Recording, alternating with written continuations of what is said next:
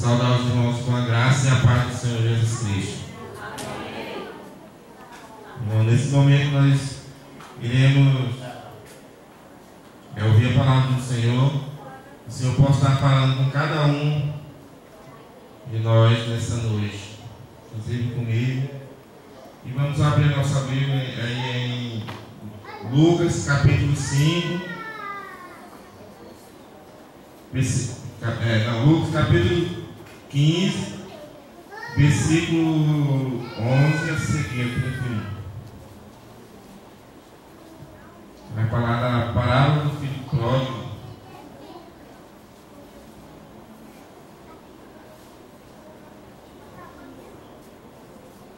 Lucas 15, a partir do versículo 11.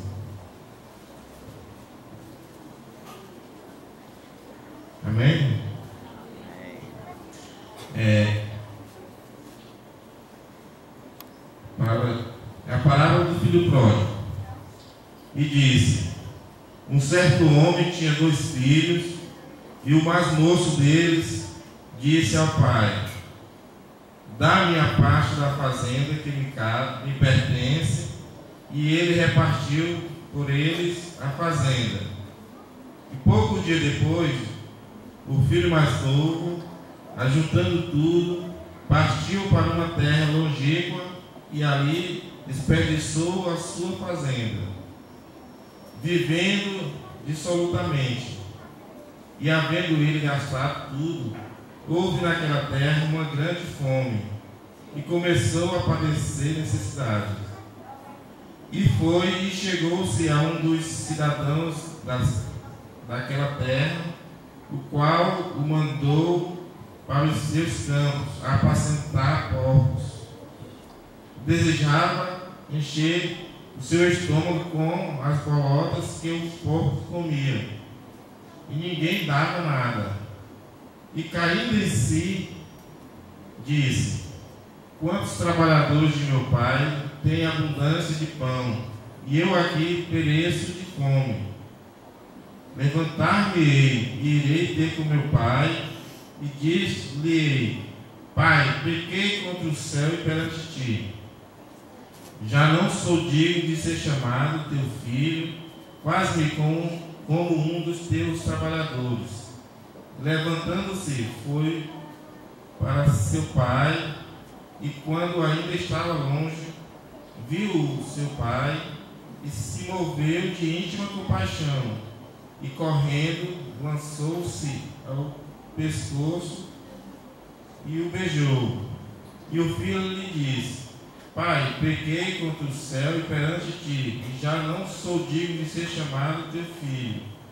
Mas o pai disse aos seus filhos, aos seus servos: trazei depressa a melhor roupa, e vestiu-o, e ponde-lhe um anel na mão e sandália nos pés. Trazei o bezerro cevado, e matai-o, e comamos e alegramo-nos. Porque este meu filho estava morto e reviveu, tinha-se perdido e foi achado. E começaram a alegrar-se. E o seu filho mais velho estava no campo. E quando veio e chegou perto de casa, ouviu a música e as danças. E chamando um dos servos, perguntou-lhe quem era aquilo. E ele disse: veio teu irmão e teu pai matou o bezerro cevado, porque eu recebeu são e salvo. Mas ele se indignou e não queria entrar. E saindo o pai estava com ele. Mas respondendo ele, disse ao pai: eis que te sirvo há quantos anos, sem nunca transgredir o teu mandamento, e nunca me deste um cabrito para alegrar-nos com os meus amigos.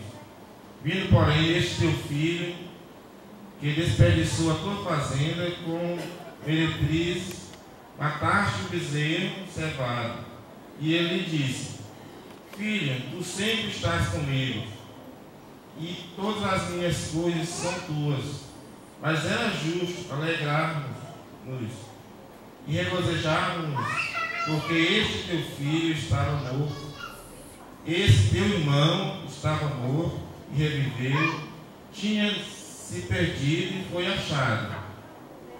Então, irmão, aqui essa parábola é considerada uma das parábolas mais lindas que Jesus já propôs, né? E nós vemos aqui no capítulo 1 e 2, no versículo 1 e 2 do capítulo 15, que Jesus recebeu pecadores e publicanos, né? Para ouvir a sua palavra, né? O Senhor estava pregando e eles sentavam com Jesus. E que os fariseus murmuravam, né? Porque ele não, para eles, publicanos e pecadores, eram injustos estar ali, ser amados por Deus, né? Então, para eles, pecadores e publicanos tinham que ficar fora, Deus não poderia amar. E aí que Jesus propôs essa parábola, né? Que vem a nos explicar a respeito de Deus, né? Dos publicanos, pecadores e os fariseus. E vamos ter aqui, vamos aprender um pouco aqui com o pai do filho pródigo, com o filho pródigo e também um pouco com o filho mais velho, né? E podemos aprender um pouco também, neste momento, com o pai do filho pródigo. E no versículo 12, que ele diz, nem tudo na família sai como você quer, né? Nem tudo na nossa família sai como nós queremos. Aqui nessa parábola, o pai, eu creio que o pai bem de vida, né? Ele criou seu filho dando amor, com graça, com alegria, podemos pensar assim. E esse filho tinha conforto em casa, né? Já podemos ver que o pai tinha recurso suficiente. Então, o que poderia levar um filho a se rebelar contra o pai?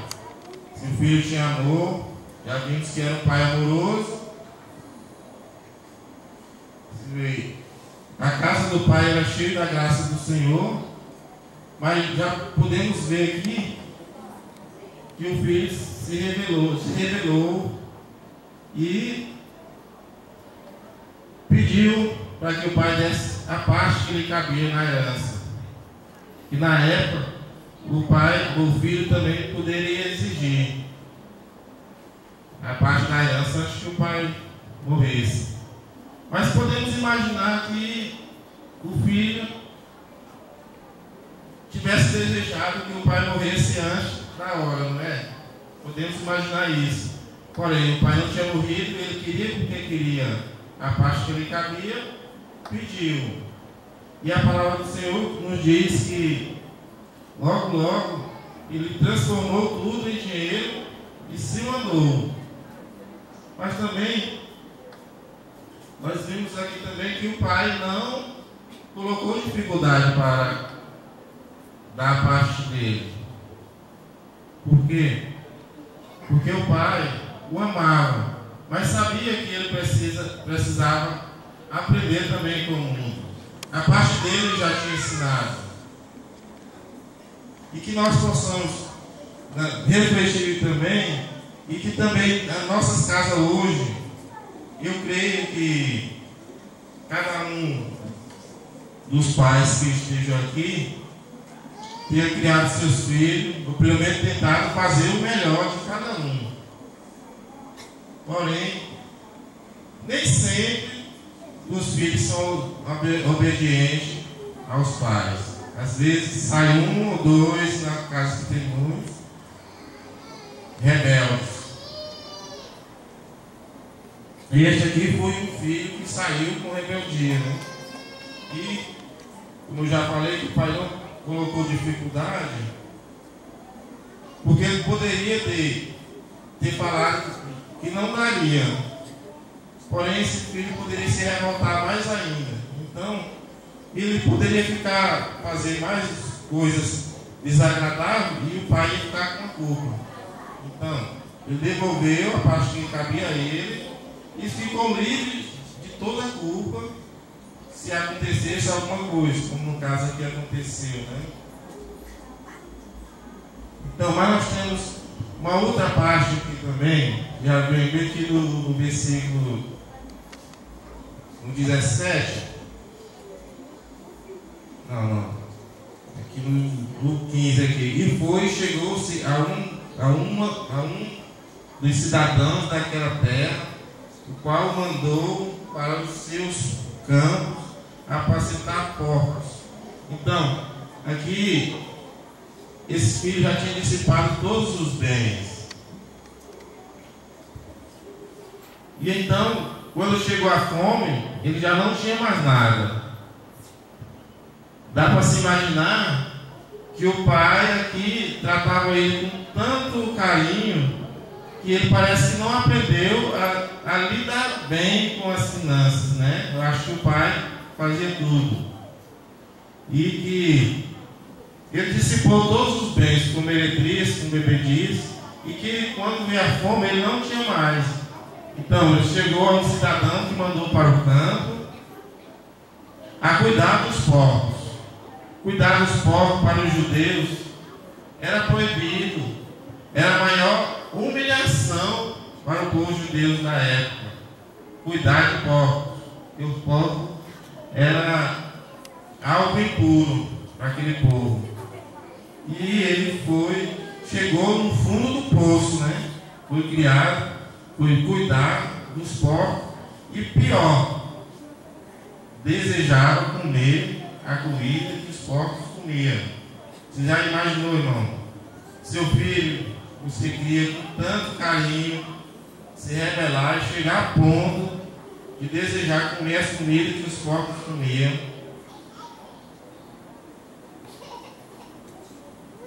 Mas foi o que aconteceu. Porém, nós temos mais um ponto aqui que fala aqui, que nunca fecha as portas da reconciliação, como o pai aqui não fechou. Você sempre que às vezes se irrita, né? Às vezes há casal, há filhos, pode se irritar, às vezes há contendo mesmo, às vezes há uma discussão e vamos nos apartar, não queremos mais conversa um com o outro, não tem a menor chance de uma reconciliação entre nós. Porém, nós podemos ver aqui que quando foi aqui no versículo 17, a palavra do Senhor diz: e caindo em si disse: quantos trabalhadores de meu pai têm abundância de pão, e eu aqui pereço de fome. Então, aqui, depois que ele estava na pior, ele percebeu, dá para se ver que ele percebeu que estava no fundo do poço. Ele caiu em si, porque na casa do pai dele ele tinha conforto, tinha comida, tinha o carinho dos pais, tinha graça, lá ele tinha servos. E chegou na situação de desejar comer a comida dos porcos. Mas aqui também ele lembrou que na casa do pai dele tinha tudo isso. Então fica aqui para cada um de nós, cada criança, jovens, adultos, que possamos gerar no nosso meio, na nossa casa, nos nossos familiares, memórias positivas, criar algo de bom, para que daqui a 10, 15, 20 anos, 30, se for para os casos, alguém possa lembrar de você e possa lembrar, fulano era alguém que fazia algo de bom, fulano era amoroso, gostava de ajudar.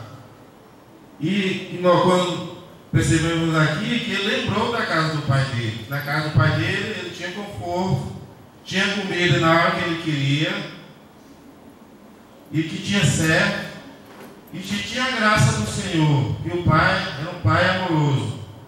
Então, podemos ver aqui que o pai tratava muito bem, que ele lembrou. Então, fica para nós aqui, como que nós estamos, o que nós estamos fazendo hoje, que nosso filho, nosso irmão, possa lembrar daqui a 20, 30 anos, que possamos estar refletindo neste momento, na nossa atitude hoje, o que nós estamos fazendo, que possa ser lembrado lá na frente. E ele, quando ele lembrou, ele disse: levantar-me-ei, irei ter com meu pai, e dir-lhe: Pai, pequei contra o céu e perante ti, já não sou digno de ser chamado teu filho, faz-me como um dos teus trabalhadores. Então, quando ele caiu em si, alguns comentaristas dizem que o crente, quando cai em si, quando não volta para a casa do pai, ainda não caiu em si. Isso quer dizer que cair em si quando você volta para a casa do pai, volta para perto de Deus. E ele pensou: trata-me como um dos teus trabalhadores. Porque o servo, na época, tinha direito, era como um familiar, tinha direito na comida. E os trabalhadores eram despedidos à tarde, eles tinham direito naquele dia, se não precisasse amanhã, tudo bem. E ele trata-me como um dos teus trabalhadores. Ele ensaiou isso para falar com o pai dele. E quando ele chega para o pai e diz: Pai, pequei contra os céus e perante ti, já não sou digno de ser chamado teu filho. Mas o pai disse aos seus servos: traz depressa a melhor roupa, vestir-o e pondo-lhe um anel na mão e sandália nos pés. Podemos perceber aqui que o pai não deixou nem ele completar. O pai já mandou pegar a roupa, o anel e a sandália. Que na época aqui a roupa simbolizava a honra, o anel, a autoridade, e a sandália queria dizer que ele era diferente dos servos, dos trabalhadores, que ele era livre. O pai teve compaixão, amou ele, e também podemos ver que o pai perdoou ele, não foi jogar na cara dele que ele tinha desperdiçado a parte que lhe cabia na fazenda, né, dos bens que ele tinha dado. O pai simplesmente o amou e perdoou. E falou, versículo 23: trazei o bezerro cevado e matai-o, e comamos e alegramos-nos, porque este meu filho estava morto e reviveu, tinha se perdido e foi achado. E começaram a alegrar-se, e o seu filho mais velho estava no campo. Pronto, aqui, então o versículo 24 aqui, ele nos diz que precisava se alegrar, que é algo que a palavra de Deus nos diz, que quando o filho volta à casa do pai, tem alegria. Quando um pecador se converte ao Senhor, a celebração, a júbilo no céu. Aqui, o pai celebrou a volta do filho e comemoraram. Porém, podemos ver que o pai aqui tinha muita graça, tinha perdão a oferecer, e que ele o amou de tal maneira que o perdoou sem lhe cobrar nada. Então podemos aprender também com o filho pródigo, né? O filho que se rebelou. Mas como podemos imaginar que alguém que se rebela contra o pai, que aqui ele praticamente disse que não se importava com o que acontecesse com o pai, com o que acontecesse com a família, porque, querendo ou não, hoje você representa uma família, você representa uma igreja, e suas atitudes, seu irmão, seu pai, seus familiares sofrerão com suas atitudes. Quantos pais, quantas mães estão sofrendo hoje com o filho drogado? Quantos filhos envergonham seu irmão, seus pais? E também, assim também, tem pais que deixam os filhos de cara abaixo, infelizmente. Mas, o que podemos aprender também? Se você encontrasse com esse filho, assim, que conselho você acha que ele poderia lhe dar? No meu entendimento, o conselho que ele poderia me dar seria: por favor, não tome decisões apressadas. Porque a decisão dele foi uma decisão de momento. Ele não parou, não orou. Ele poderia ter alguém de confiança para pedir uma opinião. Ele poderia ter orado a Deus, pedir direção, mas ele não fez isso. De repente, ele já chegou e pediu ao Pai. É uma das coisas que nós temos que fazer ao tomar nossa decisão. Nós temos que calcular, pensar se dá certo, se não dá, pedir a opinião de alguém que você possa confiar e orar, direção do Senhor. E ele não pediu. E um outro conselho: você possa ter cuidado de fazer a coisa certa, às vezes, de maneira errada. Nós vemos que todo pai, todo filho, um dia quer sair da casa do pai. Não quer? Porém, que isso é mais normal no casamento. Porém, ele exigiu a coisa certa, que era sair da casa do pai, mas no momento que não era o momento do casamento, ele exigiu para gastar com meretrizes, viver em dissolução, e fez a coisa errada. Nós possamos estar nos refletindo também de fazer a coisa certa no momento certo. E uma outra coisa que ele diz aqui: não espere uma crise para descobrir o que é importante para você. Tem isso. O que é importante para você? Sua casa é importante? Seu pai, que importância você tem dado para ele? Às vezes, nós só damos importância às pessoas ou às coisas quando nós perdemos. Aqui, ele deu importância ao pai dele quando ele estava no fundo do poço e não tinha para onde ele ir mais. Ele chegou numa crise e não tinha para onde ele ir. E então, seria um ótimo conselho que nós não venhamos a esperar uma crise para que possamos valorizar a nosso irmão, valorizar a meu pai, a meu filho, a minha esposa, a minha igreja, valorizar o nosso Deus, o nosso lar, o ar que respiramos.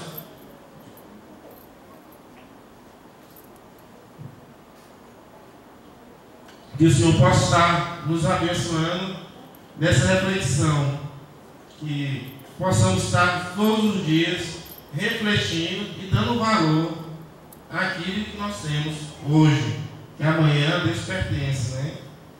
Não venhamos esperar adoecer para valorizar o Senhor, para pedir algo ao Senhor.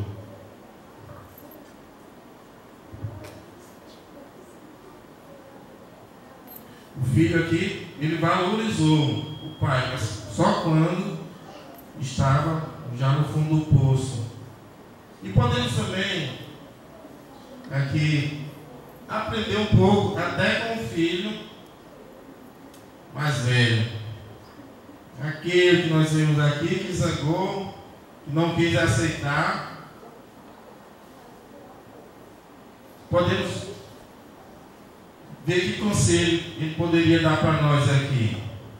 Ele não permita que a festa do outro incomode você, meu amigo. Será que nós estamos nos alegrando com as conquistas dos nossos irmãos,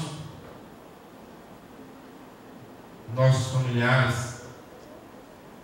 Será que a conquista dos nossos irmãos não está nos incomodando? Será que Deus se alegra com a atitude dessa? Então, irmãos, temos que ter muito cuidado de não cair na tentação, dessa mesma tentação que o filho mais velho caiu. Ele não se alegrou com a volta do irmão. Veja só que ele fala: esse teu filho chegou e tu mataste o bezerro cevado. Mais na frente o pai diz: esse teu irmão estava perdido e foi achado. O pai não deixou barato, mas ele trata como o teu filho. Ele não se alegrou. Às vezes, nós não nos alegramos com conquista alheia. Isso quer dizer que nós não estamos nos alegrando com o Senhor. Se o Senhor se alegra quando você conquista alguma coisa, certamente nós temos que nos alegrarmos com a conquista do outro. Mas nós temos também que ter misericórdia. Infelizmente aqui, esse filho mais velho não teve misericórdia do irmão. Para ele tinha pecado, tinha acabado com o recurso que ele tinha ganhado, ele ia viver dando comida aos pobres e pronto. Assim você pode ver que os fariseus por aí, eles querem saber dele. Pecou, tem que morrer e pronto. Não existe misericórdia. Você errou, você vai ficar lá no erro. Para isso, Deus não teria misericórdia. Infelizmente, esses pensamentos são pensamentos errôneos. E também nós temos que parar de nos sentirmos tipo empregados. Nós somos filhos do Senhor. O filho do Senhor tem direito à herança do Senhor. Aqui ele tentou se colocar na posição de coitadinho. Mas o pai já diz: tudo que é meu é teu. Ele poderia ter pedido ao pai, ter se alegrado com os irmãos dele. Porém, nós vimos aqui que o pai já tinha esperança que um dia o lar dele fosse restaurado. O pai, veja só que o pai já tinha roupa do tamanho do filho, o pai já tinha o anel e já tinha sandália do tamanho do manequim do filho. Então ele já tinha esperança que um dia o lar dele fosse restaurado. Então, que em meio a tanta dificuldade, nós temos que ter essa esperança que um dia nosso lar, nossos familiares sejam restaurados e que possamos viver em harmonia. E que, como a gente viu no início, nessa parábola, Jesus está falando aqui das três pessoas, né? Que o pai aqui representa a pessoa de Deus.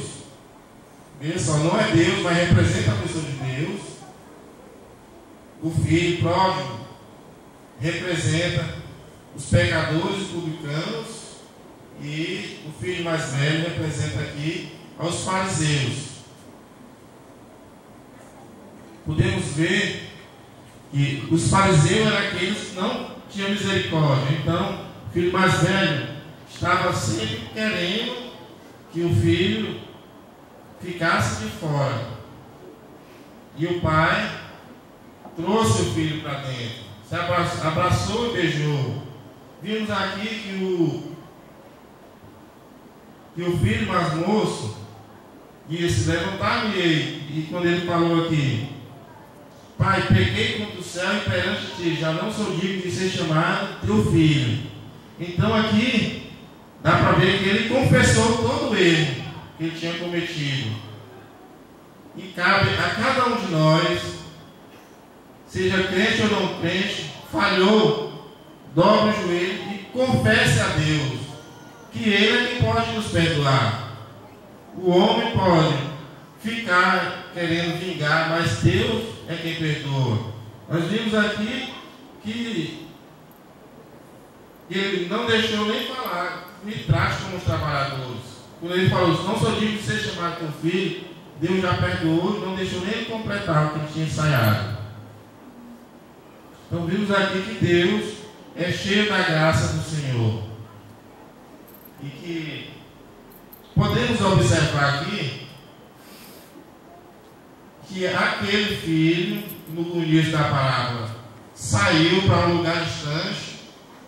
Termina a parábola dentro de casa.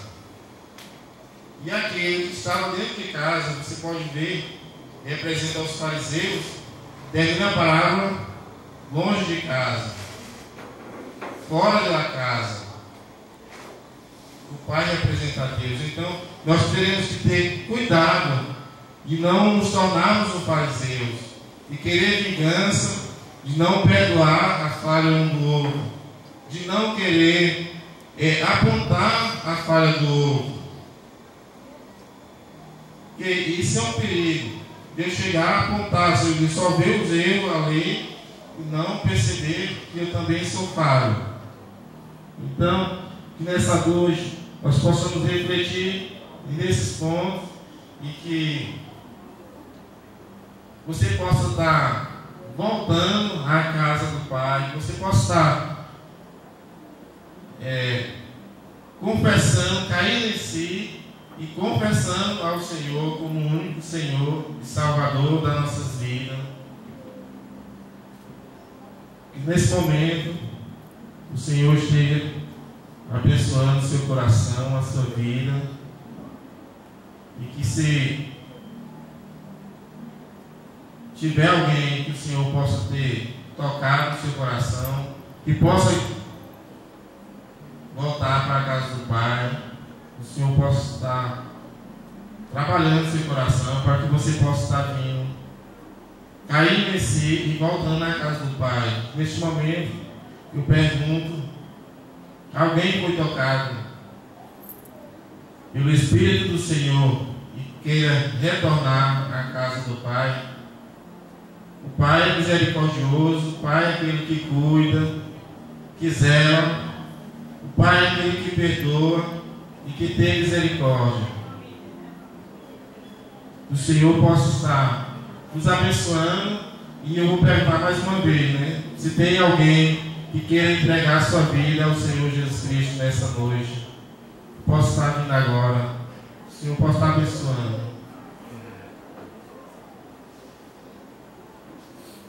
Se não tem, que o Senhor possa estar dando uma outra oportunidade para que você possa cair em si e possa voltar para a casa do Pai. Nesse momento possamos orar, nos colocarmos de pé para que possamos estar orando neste momento.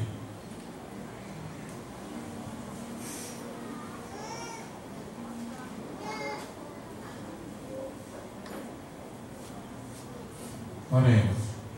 Senhor Jesus Cristo, muito obrigado pela graça do Senhor, muito obrigado por até aqui o Senhor ter nos guardado, ter nos protegido, meu Pai. Guia-nos sobre a sua proteção, dá-nos da sua graça, meu Pai. Dá-nos uma ótima noite, abençoando a continuação do trabalho, meu Pai. Você está abençoando a cada pessoa que está em participação nesta noite. Muito obrigado por tudo, em nome de Jesus Cristo. Amém.